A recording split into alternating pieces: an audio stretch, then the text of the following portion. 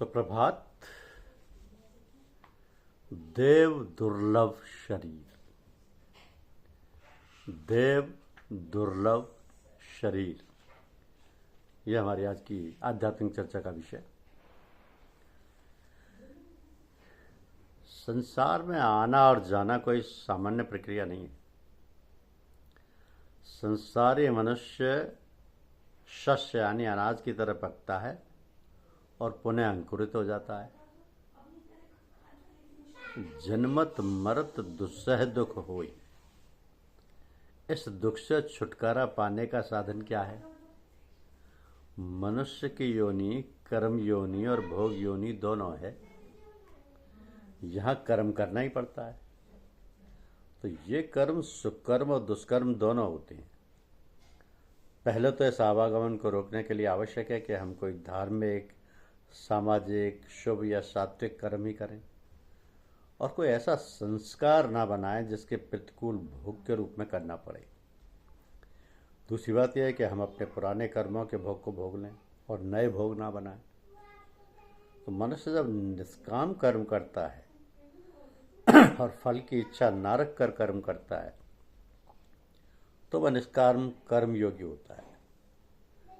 दूसरे इन कर्मों को उसे अपने पथ प्रदर्शक को सौंपते जाना चाहिए, क्योंकि संसार सार और असार की मिलीजुली रचना है।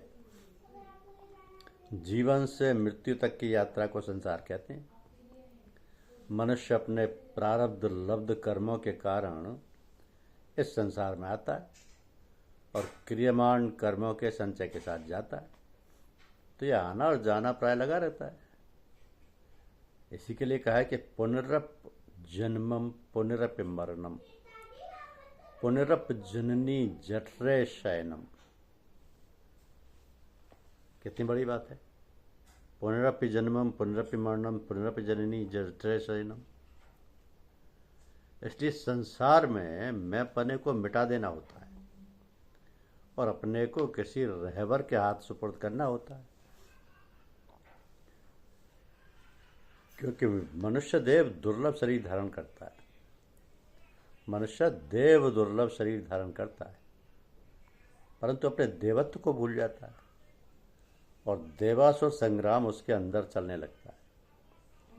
अब विचारों की घुमड़ प्रारंभ रहती है जो रुकने का नाम नहीं लेती और संसारी मनुष्य विचार पर विचार भी करता रहता है। किन्हीं विचारों से उसे सुख और किन्हीं से दुख प्राप्त होता रहता है। तो इस प्रकार में कभी सुखी और कभी अपने को दुखी महसूस करता रहता है। तो संत लोग कहते हैं कि ना खुशी अच्छी है दिल, ना मलाल अच्छा है। यार जिस हाल में रखे वही हाल अच्छा है। हमें ऐसा उपाय ढूंढना है कि हम सुख में सुखी और दुख में दुखी महसूस ना करें। इस संसार में मनुष्य योनि ईश्वर की सुंदरतम कलाकृति है, परंतु वह इस प्रकार बंधन में जकड़ जाता है कि इस संसार के मोह पास से छूट नहीं पाता और अंत में मृत्यु उसके दरवाजे पर दस्तक दे देती है। तो फिर वो फिर से यहाँ से कूच कर जाता है। शमशान की यात्रा में लोग कहते हैं कि राम राम सत्य है, परंतु जीवित रहने तक उसे कभी कभी आभास हुआ करता था कि यहाँ कुछ नहीं है, यहाँ कुछ नहीं है। खुदा को भूल गए लोग फिक्र रोजी में, ख्याले रिज़्क़ है राज़िक़ कोई ख्याल नहीं। तो हमारी जो ज्ञानेंद्रियां हैं वो रस यानी जिह्वा, रूप यानी नेत्र, शब्द यानी कान, स्पर्श यानी त्वचा तथा गंध यानी नासिका का ज्ञान कराती है। जब इन इंद्रियों के साथ मन का संयोग हो जाता है तभी हमें इनसे संबंधित ज्ञान का अनुभव होता है। तो जो कार्यकलाप इंद्रियों को सुखद लगते हैं मन उन्हीं में रमने लगता है। उसकी गति विषयानुगामी रहती है। बार बार जन्म लेने से वह विषयों की ओर दौड़ने वाला मन इंद्रिया रूपी घोड़ों के साथ संयुक्त होकर विषयों का पान करने लगता है और यह प्रक्रिया जीवन पर्यंत चलती रहती है।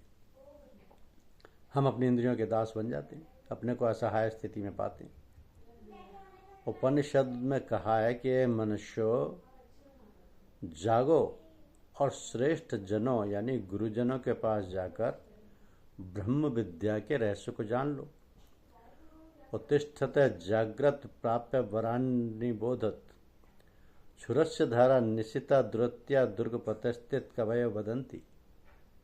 तो त्रिकालज्ञ ज्ञानी जनों से आध्यात्म की छुरे की तरह तीक्ष्ण धार पर चलना संभव तभी होगा जब हम उनसे इस प्रकार चलने की युक्ति सीखेंगे, वरना हम तो भेड़ सिंह की तरह चल रहे हैं।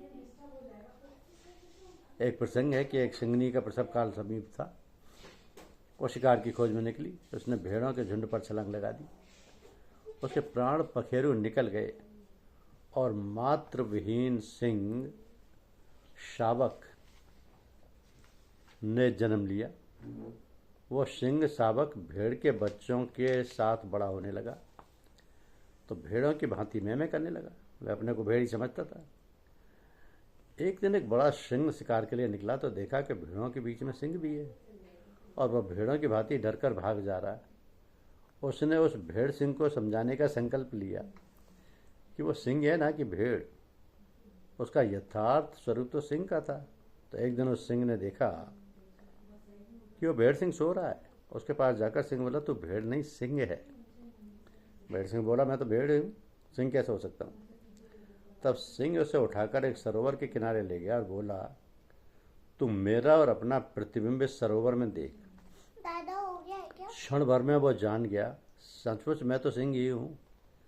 तब वो सिंह गर्जना करने लगा और उसका भेड़ों का सा मिमियाना न जाने कहाँ चला गया। इस प्रकार मनुष्य प्राणी मानव सिंह है जिसके अंतर में विश्व की महाशक्ति है। तुम उस अनंत आकाश के सदृश हो जिस पर नाना प्रकार के मेघ आते हैं और जाते हैं। आकाश तो नीला ही रहता है। हम तो आत्मा है जो शुद्ध अनंत और पूर्ण है। तो अपने को पहचानना आवश्यक है और प्रभु से मिलन करना आवश्यक है। तो मानव जीवन का यही लक्ष्य हम सबको इसे प्राप्त करना है। गुरुदेव हमारी सहायता करेंगे। कहा है ना कि भरा समंदर इलाही कश्ती बगैर कैसे अबूर होगा। पकड़ सहारा के दिलो यक्षु किनारा हासिल जरूर होगा। धन्यवाद। यूट्यूब चैनल को लाइक और सब्सक्राइब अवश्य करें। शुक्रिया।